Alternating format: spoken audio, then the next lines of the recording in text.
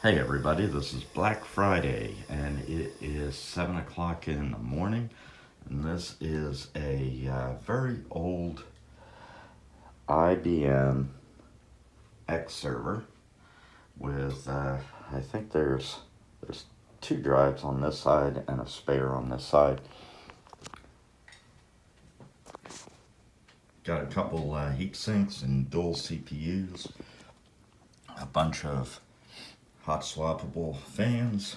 I believe the drives are hot swappable. This thing weighs about, what do you think, 75 pounds? A ton. Weighs a ton. Support for dual power supplies.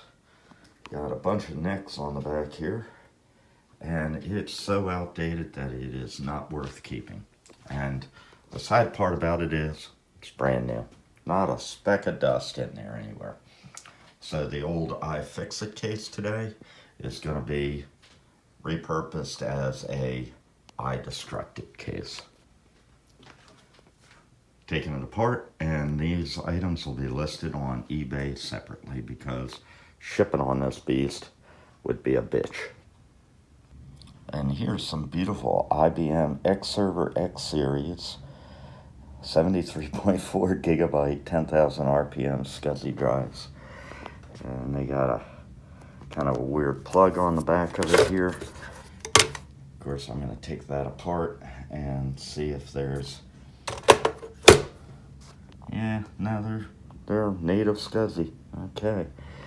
And they're matched 73.4 gig hard drives.